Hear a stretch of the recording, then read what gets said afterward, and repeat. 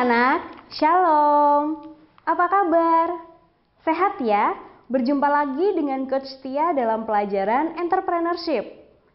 Nah, sebelumnya kita sudah belajar tentang pewarna alami. Anak-anak juga sudah praktek, bahkan presentasi ya kemarin. Kali ini, Coach Tia akan hadirkan seorang entrepreneur yang bisa melihat pewarna alami sebagai peluang usaha. Nah, seperti apa kisahnya? Kita simak selengkapnya di video berikut ini. Meningkatnya kesadaran masyarakat menjaga kelestarian alam menjadikan tren gaya hidup ramah lingkungan semakin digemari dan merambah luas ke berbagai sektor usaha. Tidak terkecuali dengan tren adibusana khususnya batik. Akhir-akhir ini berkembang batik ekoprint, yakni batik kontemporer yang menambah hasanah batik etnik di samping batik tulis dan batik cap. Bahan yang digunakan berupa dedaunan, bunga, batang, bahkan ranting, tidak seperti batik tulis atau cap yang pada tahap tertentu menggunakan bahan kimia. Ekoprint menggunakan unsur-unsur alami tanpa bahan sintetis atau kimia. Karena itulah batik ini sangat ramah lingkungan.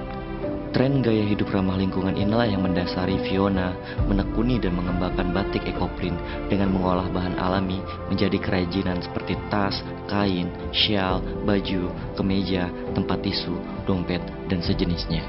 Kalau ekoprint jelas berbeda. Kalau ekoprint itu bukan batik. Jadi ekoprint adalah seni memotif kain dengan menggunakan bebungaan, dedaunan, rarantingan atau rumput-rumputan gitu.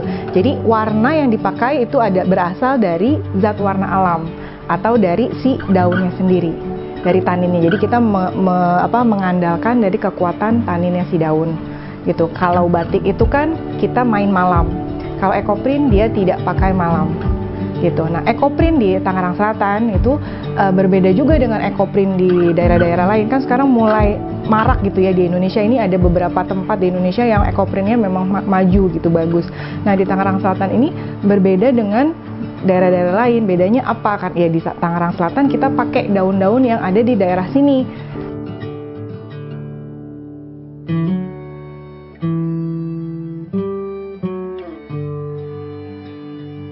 Misalnya kita ngomong kain ekoprint gitu ya, kain ekoprint kan tadi kain putih gitu, kita tata dulu, kita proses dulu dia, si kain putih ini di mordan. Mordan itu adalah memasukkan unsur logam ke dalam si kainnya, supaya dia bisa menerima dengan baik zat warna alam.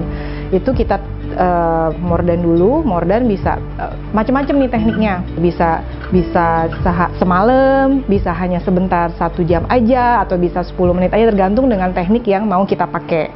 Nah, setelah kita mordan, terus kita tata daunnya, kita tutup lagi dengan kain blanket namanya, dimana kita mau transfer warnanya gitu. Terus kita gulung, setelah itu kita kukus. Proses kukusnya itu 1,5 sampai 2 jam. Lalu kita buka. Setelah kita buka, nanti kita perlu angin-anginkan sebentar supaya dia ada proses dengan udara.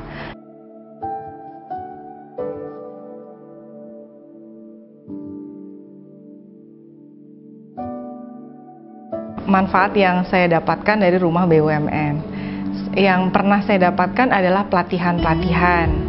Karena masa pandemi ini kebanyakan pelatihan itu lewat virtual ya, lewat Zoom gitu. Beberapa yang pernah saya ikut itu tentang aplikasi keuangan. Nah, itu bagus tuh, jadinya saya kan maksudnya tim saya itu belum banyak. Jadi saya sebelum ini melakukan semuanya sendiri dan itu capek banget, makan waktu banget.